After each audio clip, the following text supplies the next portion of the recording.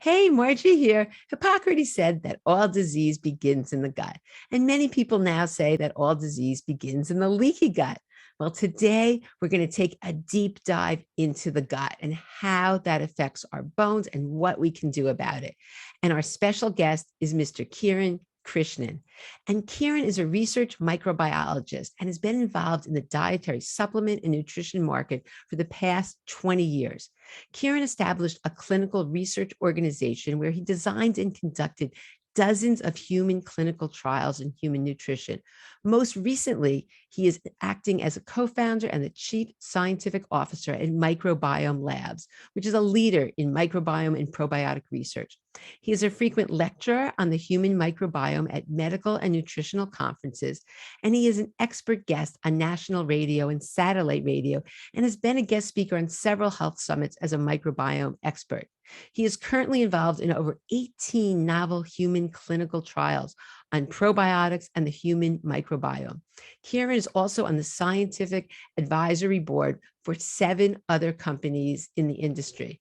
And he's published clinical trials, peer-reviewed scientific journals, and several global patents in his name. And I am just thrilled because there's a lot of questions. And I've been waiting to have Kiran, because he is a microbiologist and he's done the research and he truly can give answers on so many of our questions. And in this interview, he really goes over how we can heal our gut. And this is a very big issue for people with osteoporosis, osteopenia, as well as all sorts of inflammatory conditions. And he also talks about vitamin K2, because there is a controversy on what form to take. So this is just packed with amazing information. So stay tuned. Welcome, Kiran. I can't even tell you how excited I am to have you here. We've had to reschedule this several times, and I'm just, with your background and being a microbiologist, you can answer so many questions that I have, as well as the community has, because there's just a lot of things that people don't understand, and you really do understand. So welcome. Thank you so much for having me, Margie, and thanks for the persistence and making sure we get this rescheduled. I appreciate it, because I think we're going to discuss really important topics today.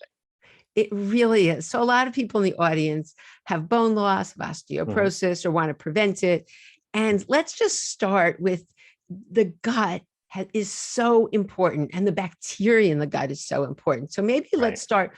Why is that? And why is that something for our bones, but really for every aspect of our health, we need to pay tremendous amount of attention to?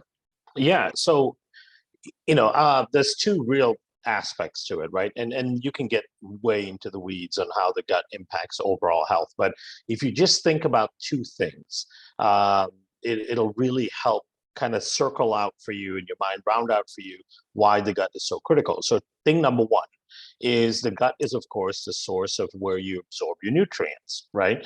So we know that we get our nutrients from food, but about 50% of our nutrients actually cannot be absorbed from food. They're made in your digestive tract by bacteria, right? We have huge amounts of essential molecules and nutrients to function at a basic level that we don't extract from food, that doesn't exist in food, that only comes from bacterial fermentation and bacterial metabolization of the food that we consume, right? So just thinking about the nutrient aspect of it, the gut is really important. So if you have a dysfunctional gut or an unhealthy gut, number 1, you're not going to absorb the nutrients that are coming in from food very effectively. We see that in people with celiac disease, for example, right? If you have celiac disease, you have a much higher rate of osteoporosis, tooth decay, hair loss, skin issues, and all that, because you can't absorb the nutrients that are coming in through food. And so you become malnourished in a much more significant way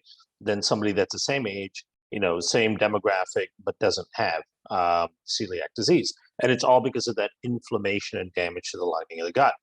So absorption is one thing. And then the second part of it is the production of nutrients in the large bowel. You need to have a really high diversity of the right types of bacteria so they can produce all of those critically important compounds for you in your gut, right? And these compounds are being absorbed into the system. shuttled to your cells, where your cells will use them for repair, for growth, for development, for producing new tissue, all kinds of stuff that's critically important, all the way till the mitochondria, which is the engine of each and every cell in our body. There's only one type of cell in the body that doesn't have a mitochondria, that's the red blood cell. And because the whole function of the red blood cells is to carry oxygen, right? So the red blood cell has hemoglobin. All the other cells in your body, including your bone cells, have mitochondria, right? And the mitochondria are the powerhouses, the engine of the cell. The moment the mitochondria dies, then that cell dies. And when the cell dies, the tissue that the cell makes up starts to die as well. That is actually the definition of aging, right? Aging is a slow, diminishing functionality of the mitochondria that are found within each cell, right? So there's actually a term for it. It doesn't roll off the tongue very well. That's the mitochondrial free radical theory of aging, right? And basically, one of the landmark studies that really demonstrated this was tissue samples that were taken from a 5-year-old and then a 90-year-old and sent blinded to a number of pathologists. And the pathologists were asked to examine the tissue to determine were there any differences between the two. And they did not know who the tissue is from, what ages, or anything like that, right? Every one of the pathologists identified that the only difference between the two sets of tissues were that one set had 100% functioning mitochondria, and the other set had 95% of the mitochondria in it dysfunctional, right? Wow. So the engines of the cell are broken. And that happens naturally over time, because just the use of the engines of the cell in itself will damage the engine, right? So it's no different than an engine in your car. As you drive it more and more and more, the wear and tear and the use damages the engine. So you have to upkeep the engine, right? You have to do all kinds of things, the oil changes and all that to maintain the engine. But it's the same with our cell. There are compounds that help regenerate those engines to maintain the health of the cell. Those critical compounds cannot come from food. They're actually only made in the gut microbiome. Those compounds are called urolithins, right? So just thinking about that alone, the micronutrient needs of the body are centered around a healthy gut, whether it's absorption from food or manufacturing of those ingredients, of those nutrients in the gut. So that's one aspect. The second aspect of it is inflammation, right? Inflammation is the pool, the soup, if you will, that disease is founded on, right? Virtually every chronic disease in the body thrives in inflammation and is driven in large part by inflammation. And one of the biggest sources of chronic low-grade inflammation in the body is a dysfunctional leaky gut, right? So if your gut is dysfunctional, you have a double whammy. You have not only poor absorption of nutrients and a lack of production of the right type of nutrients, so you're essentially at the cellular level starving, even though you're getting enough calories, because we eat lots of empty calories all the time. We are starving at the cellular level. And then on top of that, we're generating loads of inflammation, which again is the soup in which disease is founded, right? So that alone should make people understand why it's so critically important to have a healthy gut. Without that healthy gut, you're always going to be at a disadvantage. And that's why, more than 50% of adults in the US have at least one chronic illness, if not more than one, right? I think 40% have 2 or more chronic illnesses. They're all driven by the same thing, which is these 2 factors. No, it's so interesting because so many people will say, I'm just eating all the right foods, I'm doing all the right things. And they don't realize that this is foundational. You have to step back. You must heal. And it's very interesting because people I see, I've been ordering all sorts of, testing, and they do have, intestinal permeability, almost every person. It's unbelievable to me, the percentage of people that have issues and issues with gluten and, and the dysbiosis, as you call it, in the gut. It's just, it's shocking to me, actually. And research has shown that there is a correlation with osteoporosis and bone loss and the diversity of the bacteria. Exactly. And so, yeah, it's just so important. So it's something that everybody really needs to pay attention to. But the good side of that, which I think is really exciting, is there's so much that can be done. Yeah. Once you realize that we need to address this, you can't just like you said, you can't just do the other things and not get to the inflammation and not dig deep and get to the root causes, because that's what's really going to make the difference in the long run. And that's what I've seen. And, I have to thank you, because you've developed like so many things. So maybe let's just start with, since it's so prevalent, the leaky gut, just explain it a little bit so people get it and what we can do. Because a lot of people aren't sure. Okay, I probably do. I can't tolerate gluten. I can't tolerate dairy, or I have all these issues. And, then they find out they do have intestinal permeability or leaky gut.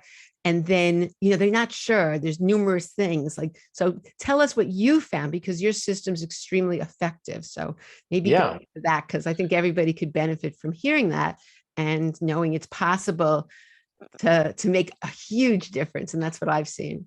Yeah, absolutely. And I want to, for people say, change a very popular saying.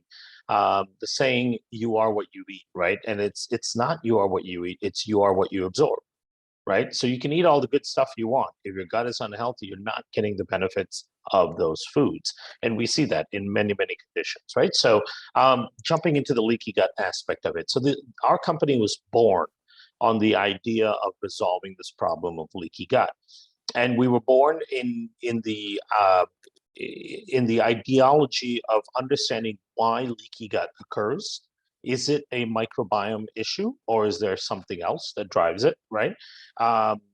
And then what can you do about it, right? Like, how does it occur, in what manner, and then how do you reverse those manners? And the good news, like you mentioned, is that there's lots of things you can do about it. And the other good news is that it's never too late to improve it, right? So it doesn't matter if your gut has been leaky for 50 years and you're dealing with all these conditions. It's never too late to make an improvement, and you will see the benefits of doing that, right? And how the benefits show up will be different for different people, but you will absolutely see a benefit in stopping that leaky gut. So let's talk a little bit about what drives it. So when you look at the gut lining, right, there's a couple of critical structures to keep in mind.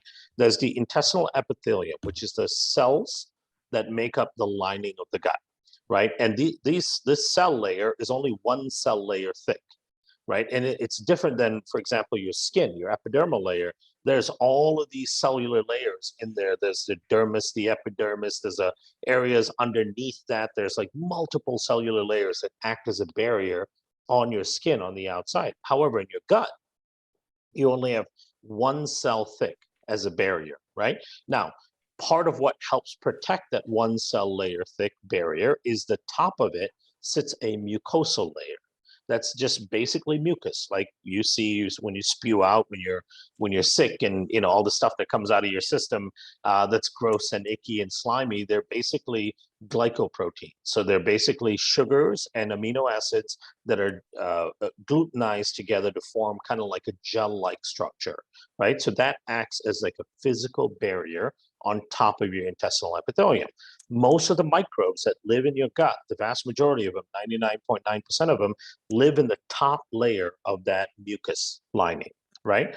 And then there's this area in between where most of the bacteria live that is relatively sterile, meaning no bacteria are there. And then below that is the intestinal epithelial cells, right? So this mucus layer is like a castle wall, if you will, for your intestinal epithelial cells, right? And so when you look at what's happening with leaky gut, and you look at all the studies, you look at all the pathology work, you look at all the electrographs of slides that they've taken of people with leaky gut, basically what you tend to see is that mucus layer being eaten away, right? And then because the mucus layer gets eaten away, it causes an inflammatory response in that area of the gut, in where your own immune cells show up and start bombing things in that area. And during that bombing, you damage some of those cells that make up the intestinal lining. But because it's only one cell layer thick, if you damage a single cell, you leave a hole in the gap, right? It's not like it's a bunch of cells stacked on top of each other to provide buffer. If one cell is damaged, there's a hole now in that lining of the gut. And so at the end of the day, that's what a leaky gut looks like. It's that mucus lining being eaten away, and then inflammation related damage to the cells that make up the lining of the gut. Then the question becomes, well, why does that happen, right? Why does that mucus get eaten away? What damages that? The biggest driver of that mucus getting eaten away, which is the first step in developing leaky gut, is an imbalance between bacteria that rebuild the mucus compared to bacteria that eat away at the mucus, right? So there's this constant regeneration of the mucus going on in the body. And part of the stimulus for the mucus to be regenerated is microbes that eat away at it. But then you need to have even more microbes that have the capability of stimulating the rebuilding of that mucus so that you keep a net formation that is healthy, right? The moment you go imbalance, where you have more microbes that eat away at the mucus than microbes that rebuild it, then over time you're going to get a net loss of the mucus. You're going to lose that physical barrier. Things that you eat and bacteria and all that live in the top part will start moving in a little too close to the intestinal lining. And when they move too close to the intestinal lining, the immune system shows up and starts bombarding everything with inflammatory messages, right? And that starts damaging that lining of the gut. So that imbalance is called dysbiosis. That's a fancy term for an imbalance between microbes that eat away versus microbes that rebuild. That dysbiosis, if that is corrected, then the system goes back to functioning like normal, because now you'll have microbes that rebuild that mucus layer. That gives time for the intestinal epithelium to heal itself, like any other part of your body can heal. If you get a cut on your arm, your cells know how to repair themselves, right? However, if you get a cut on your hand and you keep rubbing it every day, it's not going to heal, right? That irritation, that inflammation is not going to allow it to heal. That's what's happening in your gut lining if that mucus layer is not rebuilt. And there's constant irritation from toxins and things floating in. There's constant inflammation around that cell, that cell structure. That cell structure doesn't have a chance to heal. So your gut stays leaky for long periods of time. So the way we looked at it is it's a simple fixing of this imbalance to begin with, right? Once you fix the imbalance, which is adjusting the microbial population, then the second part is providing the microbes that rebuild the mucus layer and help rebuild the lining of the gut, the tools that they need to rebuild it, the compounds, the nutrients that they utilize to rebuild it. So we did this 3-step program. It's called the Total Gut Restoration. And it's a simple 3-step program that's called recondition, reinforce, and then rebuild, right? And the reason why there's 3 steps to it is step number 1, recondition, is basically changing the microbiome in that space, bringing back some of the microbes that help rebuild the mucosa and suppressing the microbes that eat away at the mucosa.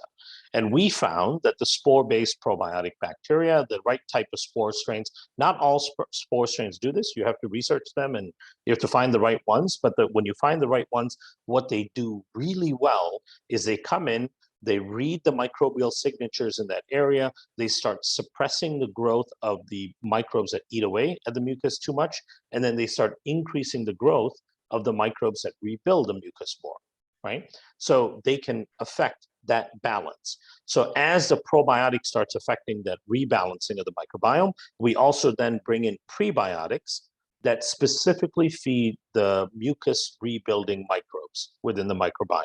So we give those microbes an extra boost so their numbers go up so that you get a net rebuilding of the mucosa.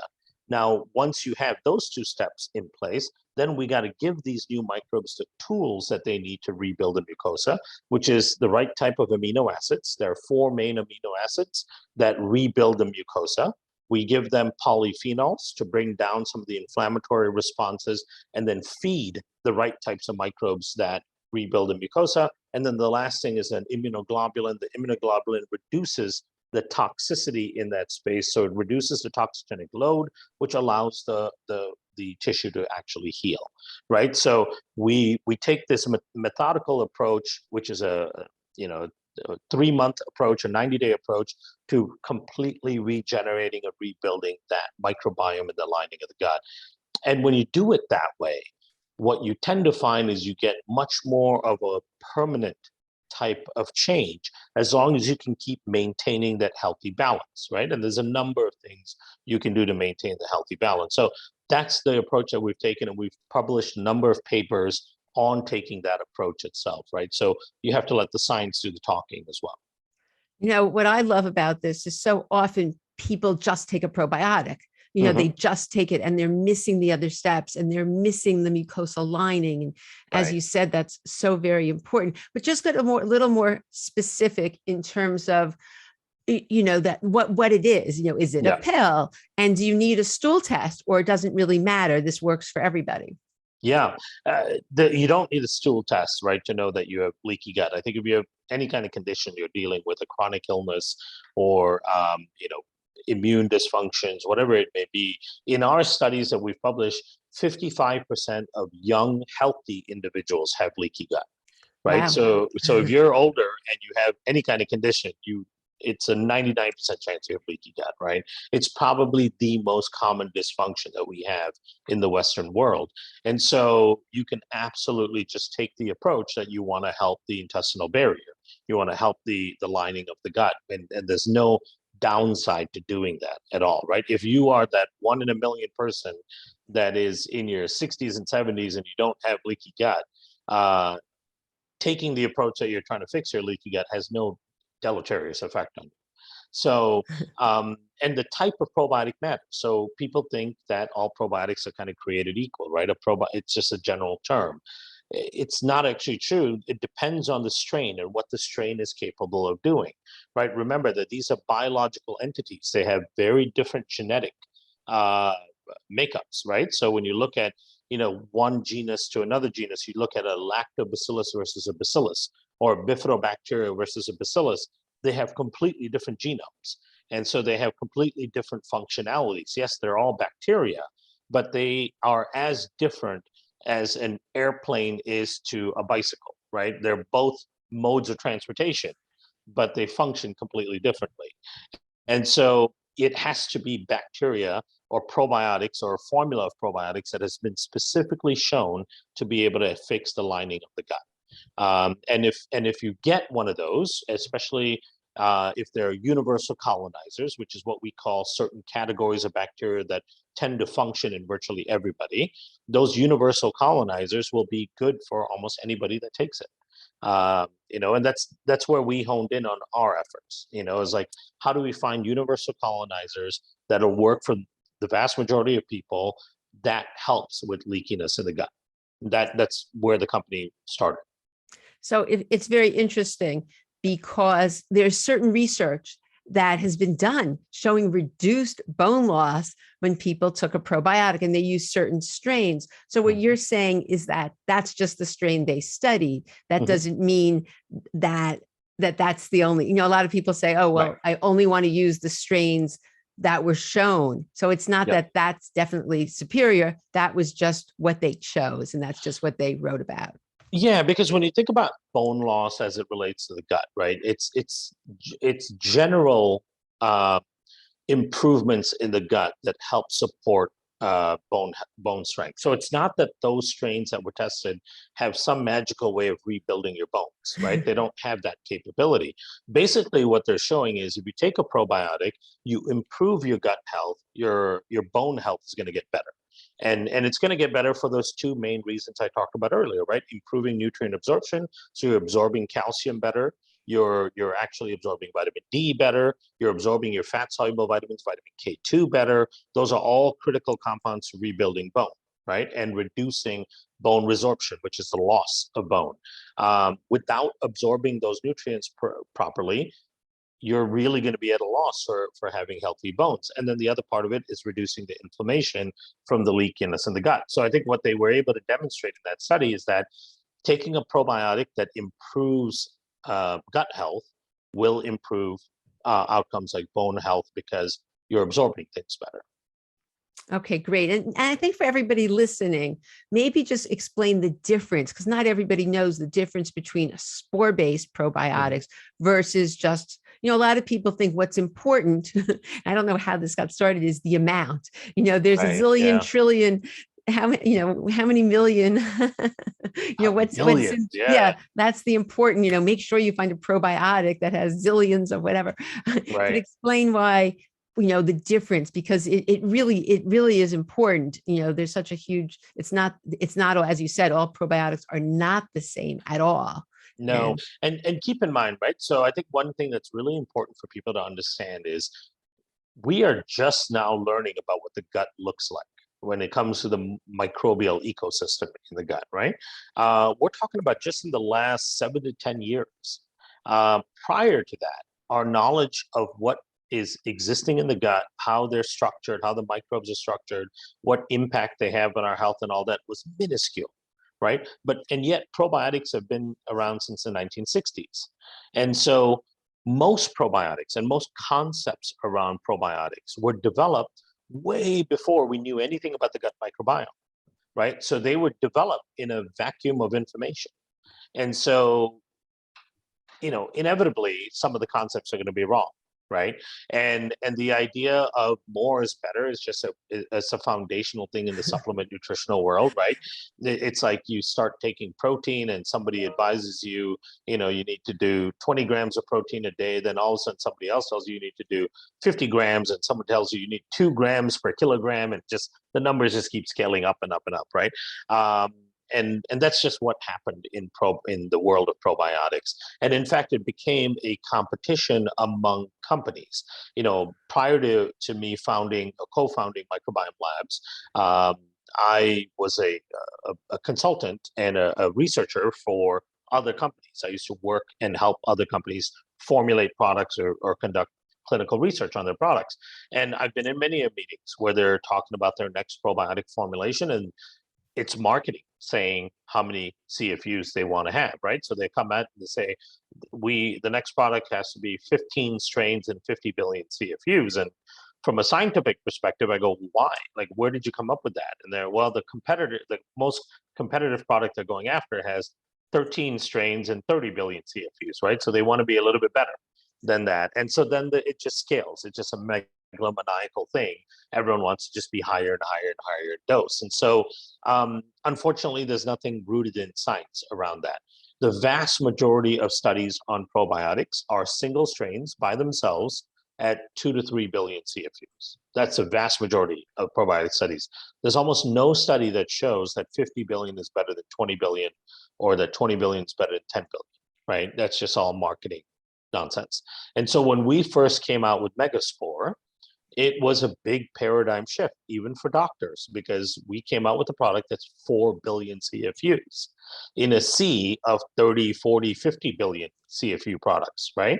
Even doctors were like, what is this? Is this going to do anything? And we started the process of educating them that it's not about the CFU count, right? 1 billion of the right strain is far more effective than 100 billion of the wrong strains, right? And again, these are biological entities.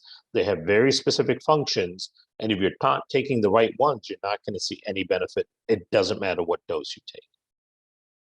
Okay, and just explain the spore part too. Oh, the spore part, yes. Yeah. So the spore part is a really unique, really a unique approach into the probiotic space, right? And we're not the first to do it. I don't want to take credit for being the first to utilize spores. We are the first to utilize a multi-spore formula, and we were the first to bring it into this marketplace. But spores have been used since 1952 in the prescription drug space, in Europe, in Latin America, and in Asia. In fact, one of the longest running drugs, called Enterogermina, is a bacillus spore-based probiotic that's been in the market since 1952, and is still a widely used drug to deal with chronic upper respiratory illnesses, gut infections, and so on, right? And the reason why spores are so unique is because spores are those category of microbes that, number one, survive very well through the gastric system. So they get into the intestines where they're supposed to function, they get there alive, which is really important, right? The second part of it is spores are what we call universal colonizers. I used that term earlier because, I could take a specific lactobacilli, for example, and that lactobacilli may not have a capability of colonizing in my gut because it doesn't have the right expression of binding sites and so on, right? My system just doesn't have that strain. And so that strain may get in and it just gets pushed out by the rest of the bacteria, and you poop it out, 8 to 12 hours later, right? Spores, however, through the process of evolution, because we gain exposure to these spores in the outside environment, they have developed this ability to be universal colonizers. We all have spores in our gut as part of our commensal flora. And so that lends another huge advantage to spores. Number one, they survive, so we don't have to be all sensitive with them and put them in special capsules and put them in the refrigerator and all that stuff. We know that they're going to survive through the gastric system. And then when they get there alive, we also know that they're going to colonize. Now, not every spore does that. So you do have to research and you do have to study and you have to find the right spores that have those capabilities. You can't just grab any old spore. We have 3,600 spore strains in our probiotic library, right? 3,600 strains. We currently use 5. And there's a reason why we use 5 out of that many, because not all of them can colonize well and actually function like a probiotic, right? So you still have to screen, even though they have some of that inherent capability, you still have to screen for the best functioning probiotics. Now, the other thing is the spores are really, really good at something called competitive exclusion, which is the ability to compete against problematic bacteria, whether these are opportunistic bacteria, pathogenic bacteria, or ones that just eat away at the gut lining too fast, right? So they have this innate capability, it's called quorum sensing, where they can read the microbial environment, they can read the chemical signatures of all the different bacteria, and they will go and sit next to the problematic bacteria, and they'll start producing things like antimicrobials and other compounds to bring their levels down. And they can help balance and rebalance the microbiome by doing that. That's a very unique feature of the right type of spores, right? Most of your conventional probiotics can't do that. And that becomes a really important aspect of fixing the gut, is that rebalancing of the population.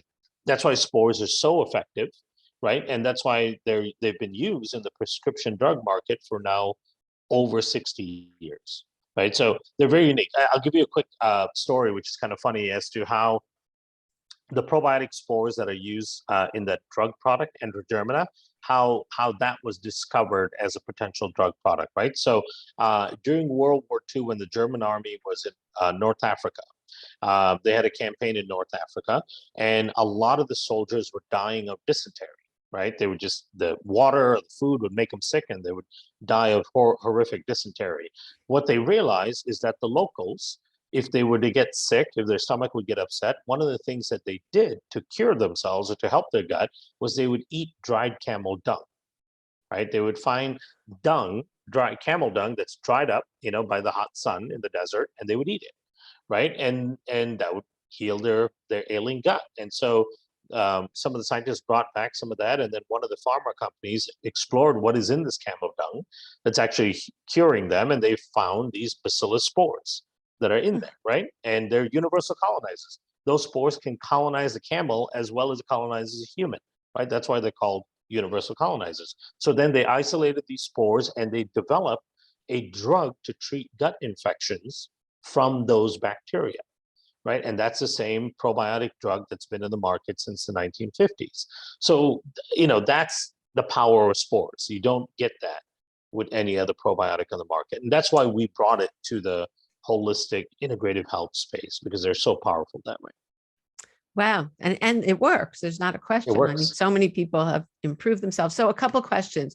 A lot of times people who have SIBO or small intestine bacterial overgrowth, for people that don't know that lingo, can't take probiotics because it seems to flare them up. Are there anything, what's your thought on that? And are there people, or with your protocol, since you're not giving it right away, can they tolerate that? That's yeah. In fact, we use the Megaspore, the spore-based probiotics, as a first line support for SIBO people, because and they tolerate it perfectly well, because for couple reasons. There may be more than two. One is SIBO people have severe dysbiosis in the small intestine. They actually have a shift from gram-positive to gram-negative bacteria, right? And what that means basically is that they don't have the right bacteria in the small intestine that they're supposed to be born with, right? So then, and that shift occurred over time because of antibiotic use or bad, lifestyle choices, whatever it may be. There's a shift. of microbes in their gut. A lot of those gram-negative microbes are super inflammatory. They do fermentation in the small bowel. They drive leaky gut, so they create all of these problems. The spores are very good at competing against those bacteria, so helping bring down their levels. The second part of it is if you have SIBO, you have leaky gut. And leaky gut is actually a driver of your SIBO.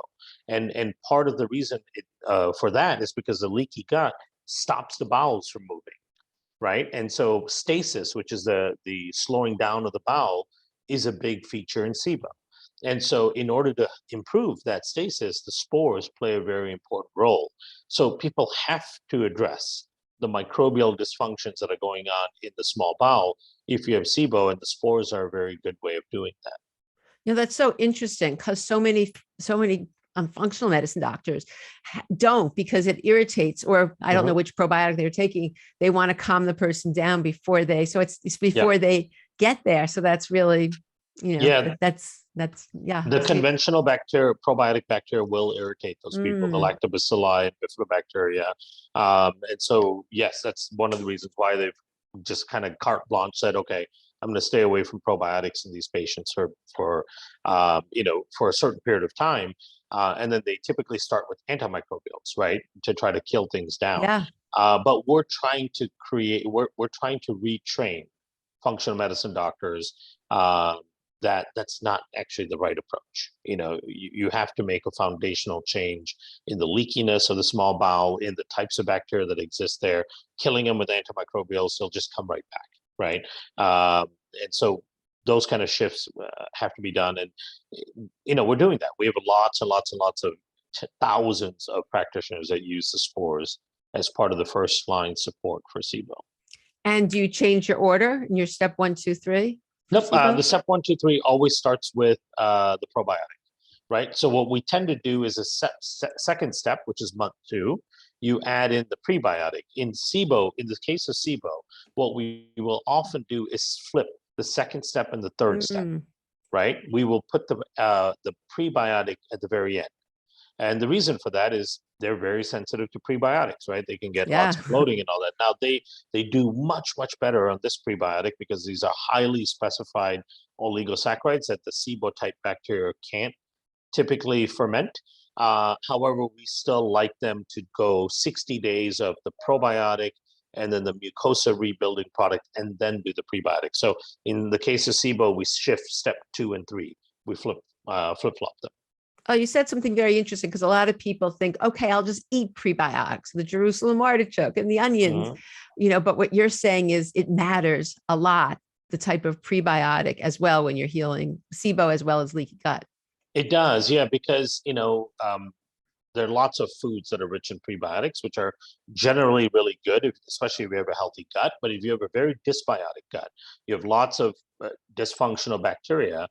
Prebiotics, many of prebiotics are just general bacterial food, right? So they can feed the bad bacteria just as well as feed good bacteria. So you may actually exacerbate the condition by taking lots of prebiotics from general food sources. So it's better to be a little bit more calculated about it and utilize prebiotics, like the oligosaccharides we choose have been shown clinically to only feed certain categories of good bacteria and not be a general bacterial food for all other classes of bacteria.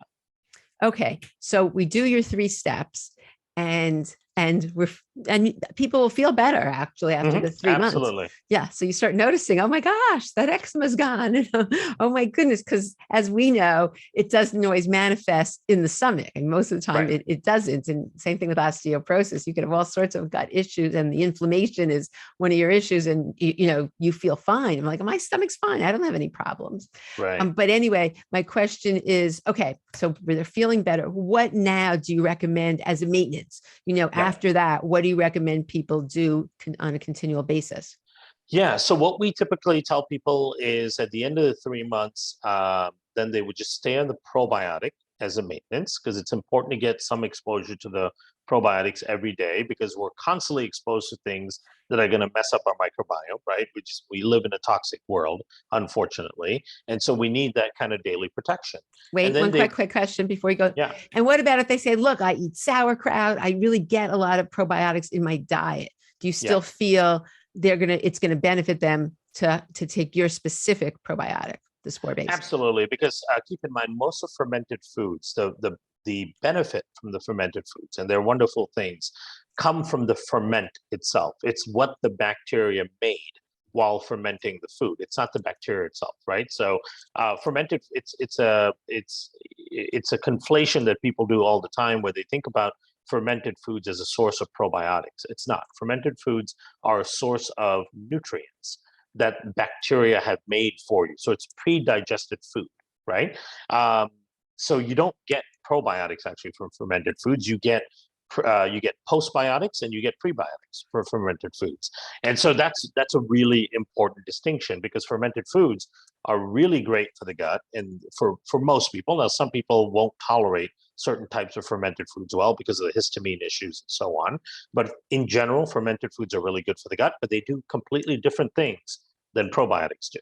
And when we're talking about a probiotic like a spore-based probiotic that has this capability of fighting against dysfunctional bacteria, sealing up the leakiness in the gut, and all of those things are things that you need regular support with, right? Because we're constantly assaulting our gut with things in our environment that aren't good for it. So definitely eat your fermented foods, get all of those super nutrients that are in there, but you still need a probiotic, a true probiotic that really defends your gut on a regular basis. When do you recommend, what's your recommendation, the best time to take the probiotic? It's any time of day with food.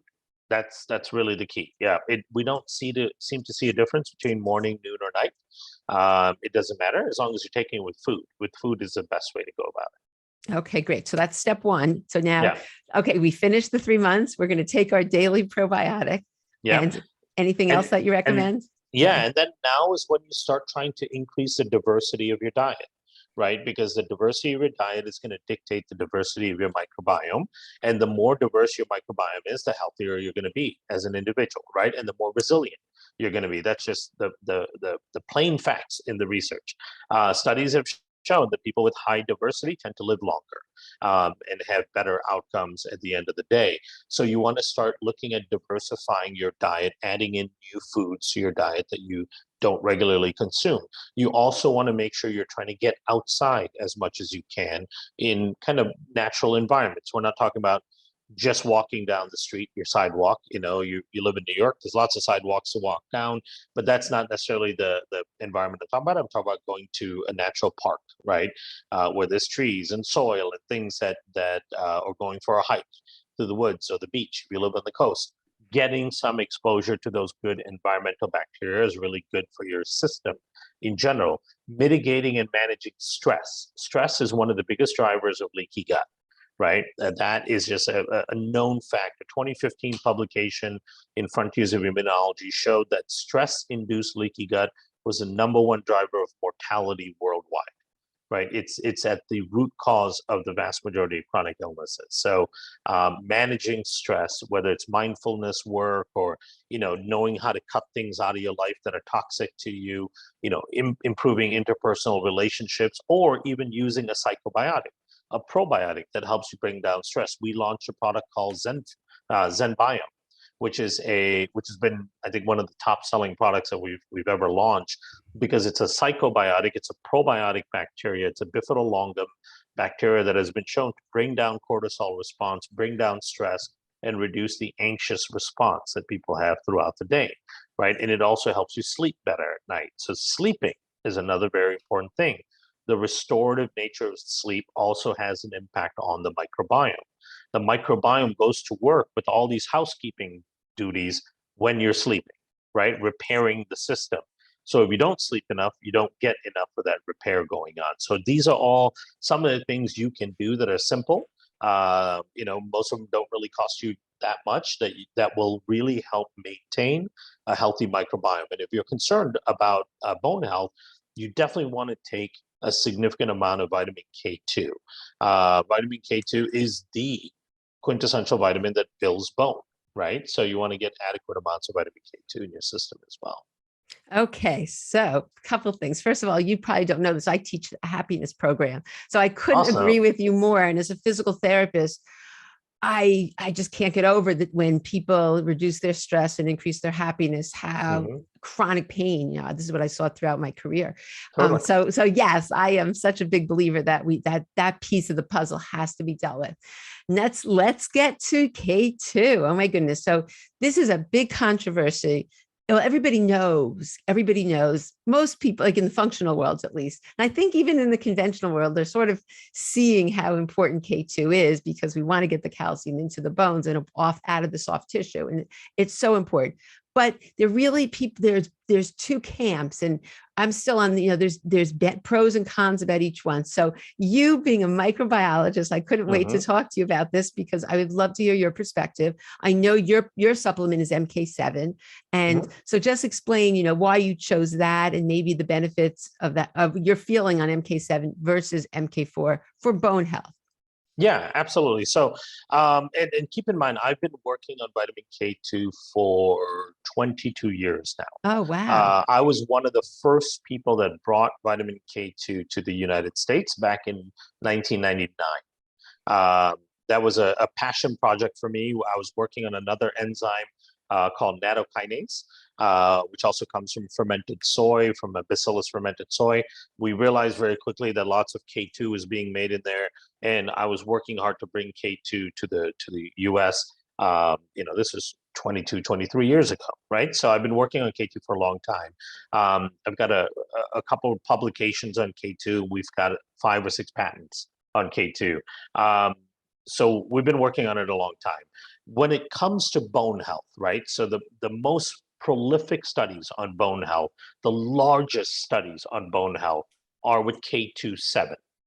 Now, I'll talk about where K24 came from and where the idea behind it came from. But K27 is a natural form of vitamin K2 that you get through fermentation, right? When you look at fermented cheeses, and you look at natto, which is the most high concentration natural source of vitamin K2, it's all K27. What your bacteria in your gut produce for you is K27. Now, why is it that they produce K27? Well, K27, having its 7 subunits off of the quinone ring, that K27 is the most stable form of vitamin K2. That's the best way to increase your K2 store in your body, right? It's very similar to this D3, D2 argument that occurred decades ago, right? And now everyone's like, okay, we get it. It's really D3, right? It's not D2 that does all the function, because it's the storage and the highest utilization version of vitamin K2 is K27. Now, here is the funny thing.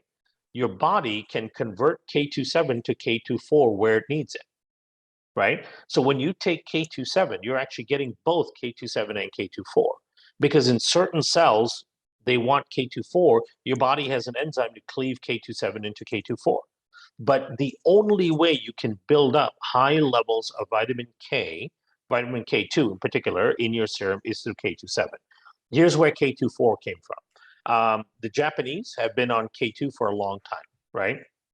I learned about K2 from the Japanese, as I mentioned, back in 1998, 1999. And in Japan, K2 is a drug for osteoporosis, right? But because they couldn't use the natural form, they synthesize K27. They synthesize K24, MK4, yeah. right? MK4. But they figured out that MK4 is highly unstable. So you can't actually deliver it in oral doses to build up high enough levels of vitamin K2 in the system. So they actually treat you with MK4 as an injection in Japan. Oh, wow. That's the approved use in Japan. A lot of the studies around MK4 and bone health are around IVs or injections, getting it directly into the system. It doesn't absorb as well in the gut. And once it absorbs, the half-life of MK4 is somewhere around 4 hours. In 4 hours, you lose half the amount. MK7 has a half-life of 72 hours in the body, so it lasts much longer. And so K27 is the natural fermented form that has a much longer half-life, as I mentioned, 72 hours versus MK4, which is 4 hours. And K27 is converted to K24 in your body where K24 is needed. right? So K27 is a storage form of vitamin K. Now, some people will even say, oh, all of the osteoporosis studies and fracture studies are on MK4.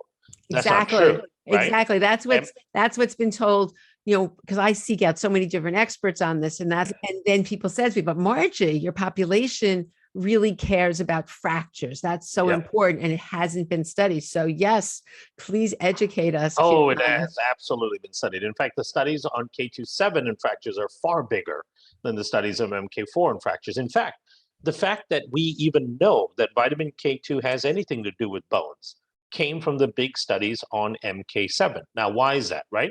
So when you look at Japan, which has the largest consumption of natural K2 from the food natto, what's so interesting about Japan is the country is split into two, right? The western part of Japan consumes lots and lots of natto. The eastern part of Japan does not consume natto, right? The western part will eat natto every day for breakfast. They get 500 to 600 micrograms a day. The eastern part does not. So Japan is split into two. It becomes a very interesting longitudinal study on what the impact of K2 and natto is. And so what they found was that they did one huge study in the beginning when they're trying to understand fracture rate and nutrient intake, right? They looked at British women that have very high fracture rates compared to Japanese women as a whole. And then they looked at women in Western Japan and then women in Eastern Japan. And they found this linear curve, this linear line where in the Western part of Japan, they had the lowest fracture rates. In the Eastern part, they had slightly higher fracture rates. And then in England, they had very high fracture rates, right? And then they also compared that to the blood levels of K27 in each of these women. And they found that the blood levels of K27 directly correlated with fracture rates. If you had high blood levels, you had a reduction in fracture rates. English women had almost no K27 in their serum because they don't get it anywhere in their diet, right? They don't eat the fermented foods that they eat in places that have high K2. So that was the first study that actually showed that K2 has anything to do with your bones at all. And then there was this huge study called the Nurses' Health Study, I believe it's called, where there was 90,000 patient study, right? 90,000. And they were looking at fracture rates in women based on K2 intake. And they were looking at K27 because it's a natural food form. And of course, they found a huge reduction in hip fracture rates and in femoral fracture rates when they were having high levels of K2 intake from food. So there's tons of studies on K27 and bone health. It's a misnomer to think that there's no studies on that. And keep in mind that all the studies on MK4 and bone health is on a synthetic MK4 that's administered as a drug.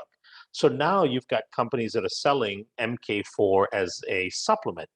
But all the MK4 that you buy as a supplement is a synthetic molecule. There isn't a high natural form of MK4, right? So the question becomes, do you want to take synthetic vitamins, right? We don't know because it's a supplement. You don't know how it's manufactured. What are all the other chemical byproducts in it? Because it's a chemical synthesis of a vitamin, not a natural fermentation product. So in my view, it's fine if you take MK4, right? It's not like it's going to do you any harm. But if you want the real benefits from vitamin K2, you want to increase your levels of K27, right? Because not only does K27 help with bones, it helps with arteries, right? MK4 has shown no impact of removing calcium from arteries, right? If your bones are unhealthy, it means your calcium is somewhere else. Your calcium is likely in your soft tissues, in your arteries. K27 is the one that activates matrix GLA protein, which removes the calcium from your arteries and puts it back on the bone, right? K27 also helps blood sugar control. K27 also helps nerve function. We've done a number of studies. We've done 5 published studies on K27 and neuropathy, on numbness and tingling in the nerve ends. We've also done, this K27 also helps with brain function. The highest concentration of K27 in your body is actually in your brain because it helps the mitochondria. Remember those engines of the cells we talked about earlier? We have shown that K27 increases the production of energy out of those cellular engines by over 40%. And it actually rescues damaged engines. So when you take K27, of course, you're helping your osteoporosis and your bone health, but you're also getting all of these other auxiliary benefits from it. And why? It's because it's a storage form of K2. It allows all the tissues in the body to get adequate amounts of K2 because the half-life is so long. It's 72 hours, right? So if you take it every day, you get a chance to build up levels of K2. Now, if you only took K27 every single day of your life, high doses of it, 300 micrograms plus, and then somebody took biopsies of different tissues in your body, what they would find is some of your tissues have K27 and some of your tissues have K24 because your body converts K27 to K24 where it needs it, right? So hopefully that makes sense. Oh my gosh. I've been working on this. As I said, I've gotten so confused because I had been using K7 for many, many years. That was the only one I used. And then all of a sudden, I had this information. And then people were also saying to me, Kiran, that no, animals can convert MK7 because they have to MK4, but people can't do that. That's like, I guess, a misconception that's around there, that people are not able to convert it in their bodies. So this is really wonderful because it makes sense also because right now the dose is very, very high that they give for MK4 because that's what they were giving in Japan. And you have to give it 15 milligrams, 3 times a day, which is a very, very, high dose. Massive dose. Yeah. So what dose your supplement also has a couple other things you put in it. And is there a reason? Is it all stable? Obviously that it's not going to compete with each other. Like, why did you choose? Tell us what else is in your specific supplement, your K2. Yeah. So we have a high dose of K27. For K27, it's a good dose, right? We try to match some of the high dose studies that we've done. We try to match some of the dosing in parts of Japan that eat high levels of natto. In natto, you get upwards of 800 micrograms of K27 a day. We put in 320 micrograms, which is a very good, healthy dose of K27. And keep in mind, that's micrograms, right? Compare that to milligrams in K24, which is 1,000 times higher, right? So the other thing that we put in there is we put K1 in there. We put the RDA level of K1, the recommended daily allowance of K1. I think it's 90 micrograms. And the reason for that is, one, what we find is that, if the liver doesn't get adequate amounts of K1, it's going to hoard the K2 as well, right? So in order to release the K2 so that you have it available in all the peripheral tissues outside of the liver, it's best to get the liver adequate amounts of K1. So that just makes the bioaccessibility of K2 better in the rest of the tissue. We also put some zinc in there because zinc and I think zinc is the main one that we put in there because zinc is an important cofactor for vitamin K2. It's a coenzyme for the vitamin K2 enzymes that are needed to make vitamin K2 function better in the system. So those are the couple of things that we put in there, and it's really all around making the K2 more utilized in the body. That's the whole idea behind it. Wow, I can't thank you for clearing that up. See, I needed a microbiologist to come on, and it's probably been almost a year since we started this back and forth because you talk all over the world. So I can't even thank you for taking the time and for all the work you've done in the field to make such a difference. And it's really, because science is where it's at. We can't we can't fake this. We need to. It's very important, it's very important what we choose to put in our bodies. And if we're going to take a probiotic, what's going to happen? And if we're going to take K2, I know we're going a long time. One last question. Someone who's antibiotics, do you, and that's so one other thing that I think you have to say about your probiotic is that it won't ruin it, right. Just make one quick statement and then we'll be done. Yeah, absolutely. If you're on an antibiotic, you desperately need a probiotic, but you need a probiotic that functions in the presence of antibiotics, right? So taking a probiotic that's just going to get wiped out by the antibiotic is not really going to help. And that's another very important function of the spores, is that they can be stable and functional even in the presence of those antibiotics because they just remain in spore form until the antibiotic is cleared from the gut. And most antibiotics are cleared 2-3 hours to a certain degree. So the spores are going to be really important. And the spores also produce lactic acid to keep the gut acidified. so that the beneficial bacteria come back faster after the antibiotic is gone. And again, like I mentioned before, the spores compete against dysfunctional bacteria. So if dysfunctional bacteria is starting to grow because an antibiotic was exposed to the environment, then the spores will be there to compete against those bacteria. So it helps maintain a healthy balance in your gut while you're on a course of antibiotics. And should people still take it a different time? Like give a little time in If they between? can, sure, but Yeah. if it's inconvenient, you could totally take it with the antibiotic as well. That's not a Oh, problem. great. Well, I'll have all the links. Is there anything else you want to share? Because I'll have the links to your amazing company, and which has all the products. And what's nice about your website is that it goes through the 3-step process. Yeah, It lays exactly. it out so people can understand, like, what did he say? Which one goes where? It's laid out nicely in terms of, is there anything else that you want to share before we end? We have a lot of new technologies coming out that are all super exciting. The Zen Biome, as I mentioned, Oh, for mood, yeah. That stress, sounds right? amazing. And sleep. It's been a game changer for so many people. That's a really important one. But I think if people start with the total gut restoration that I talked about, it gives you that foundational resilience that everyone really needs. Even if they feel okay, you would still, if they haven't ever used a spore-based probiotic, if they're going to start with your company, you would start the 1, 2, 3 step. Absolutely. Okay. Yeah. And keep in mind that the Megaspore, the spore-based probiotic, is the #1 selling probiotic in the practitioner market, right? Yeah.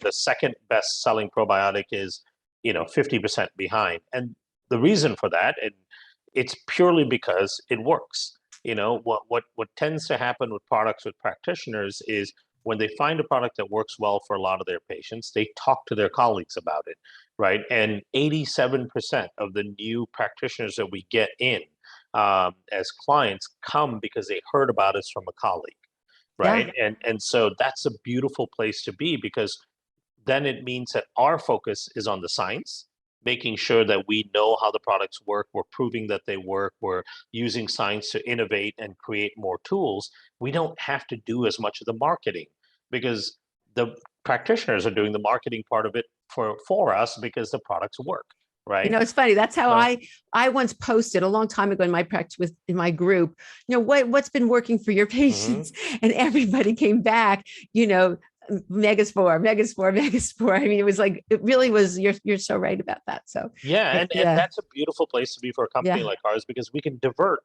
so much more of our funds towards R&D versus having to spend all this money on marketing, right? And that is it's a shift in how we function compared to how many other companies in our space function. We spend so much more on research and development than any other company in our space. So it's a good place to be, and I think if people try it, they'll see a difference. Almost everybody sees something with it. Yeah. Oh my goodness. Well, I can't thank you enough. This has been so helpful, and so helpful for me personally, because as I said, I've been getting, so many mixed messages. And I'm like, I need Kiran to come and talk to him. I had a whole list of things I wanted cleared up today, and you did that. So thank you. Thank you for all the work you've done. And thank My you pleasure. for continuing to just really help the world. So thank you so, so much. It's really been a pleasure. Yeah, it's my pleasure. Thank you so much for having me. And I really appreciate the time and the opportunity to be able to talk about this stuff. So I really appreciate it. Thank you. I hope you enjoyed my interview with Kiran as much as I did, and now have a better understanding of leaky gut, why we need to deal with our gut, and how we can deal with our gut, as well as K2. And we got a microbiologist perspective on MK7 versus MK4. So lots of information, and all the links to Megaspore and Kiran's company and their fabulous products will be in the show notes. So thank you so much for tuning in, and I really look forward to seeing you on the next episode.